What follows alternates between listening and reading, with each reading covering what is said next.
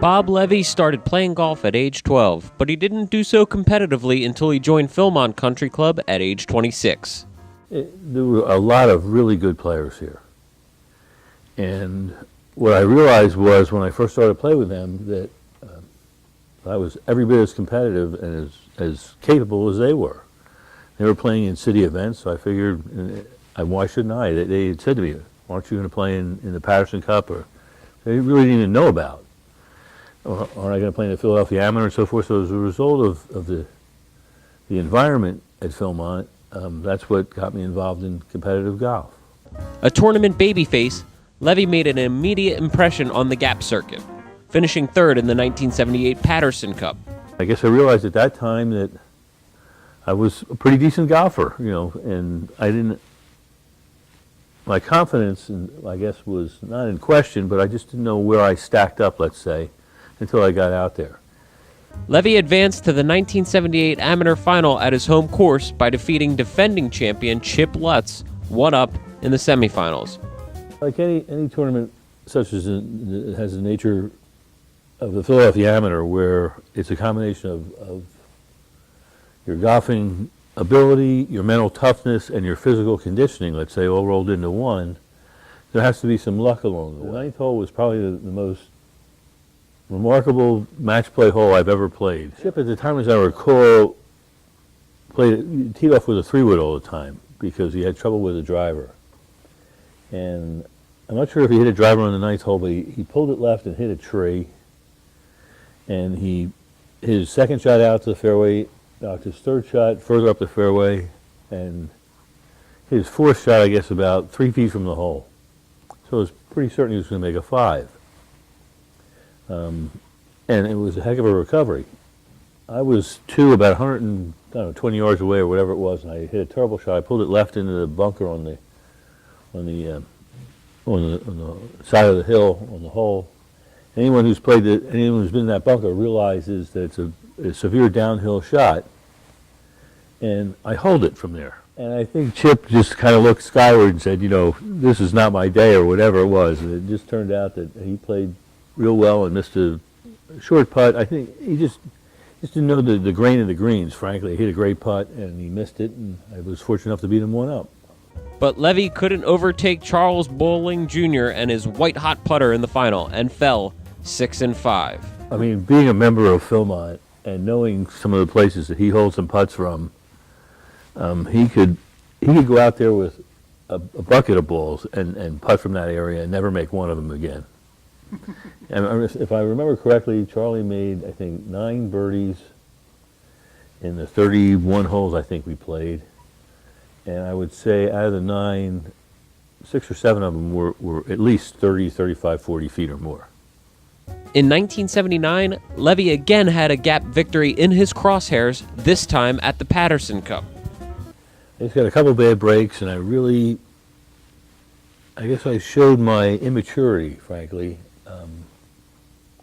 in terms of my mental part of the game. I lost my composure to a certain extent, and I ended up losing by 2 shots, and I really should have won that handily. Levy's bridesmaid tale ended later that year, thanks to a monumental triumph in the Tournament of Champions. The fellow who ran the tournament, Al Porter, said I was playing with 2 fellows I never heard of and a guy by the name of Jay Siegel. And I remember going to the practice range and starting to hit the ball all over the lot.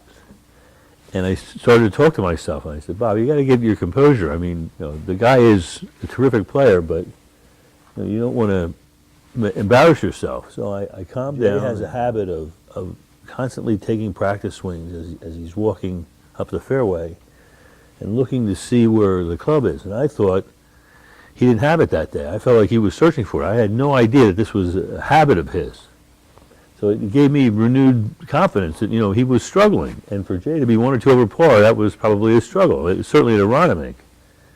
And we got to the 17th hole, and I was even par on the day, and he was 3 over. And I guess I got a little ahead of myself because I felt pretty good, and I bogeyed 17, 18, and he went par birdie, and we were now tied at 2 over. And fortunately, when I went out there, I literally drove it into the same spot that I hit in the morning, Hit the same 4-iron into the green, almost into the divot mark I hit in the morning as well, which was about 5 or 6 feet, and I made the putt and beat him 1 up.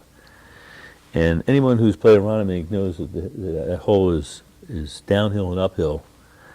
And when I walked back, I kind of floated back, obviously, because I was pretty satisfied having been fortunate enough to beat Jay.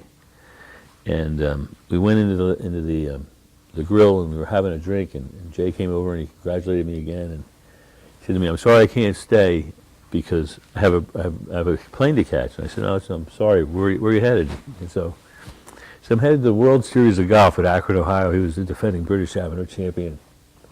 So I said to Jay, I kiddingly said, "You hear that hissing sound?" He said, "What do you mean?" I said, "That's the air going out of my balloon, because you obviously were preoccupied today with going to, playing the World Series of Golf, and this was kind of a tune-up for you. I know you couldn't have been as focused as you might have been, but." I said, still, I'm not going to let that diminish my enjoyment of beating you. And years later, I guess, I bumped into Jay. We did business with the same individual, and I bumped into him at this fellow's office. And he said to me, "When are we going to play again?" I said, "Jay, we're never playing again, because I'm going to my grave 1-0. His golf game peaking, Levy surged his way into the 1980 amateur final at Sunnybrook. However, he endured another heartbreak, losing to good friend and clubmate Benjamin Goldman, 5-4. Going into the finals, I don't think I had shot over par in any round. I mean, I knew what I was up against playing Ben. My problem was a physical one. I had actually hurt myself in the semifinal match, taking nothing away from Ben's victory, because he played great. I mean, I played enough golf with Ben to know how well he played that day, and he deserved to win. I just was a little disappointed in myself, because I just wasn't as physically sharp as I felt I could have been, but that's just the way it goes. In 1982, a frightening moment at Philmont altered Levy's budding golf career. I guess I cracked a bone in one of my vertebrae. We were playing a Suburban League match at Philmont. I'll never forget it. I was on the practice tee at Philmont warming up, and I took a swing and literally just about got the club down on the ground to support me, because my legs just collapsed from under me. Otherwise, I would have fallen to the ground.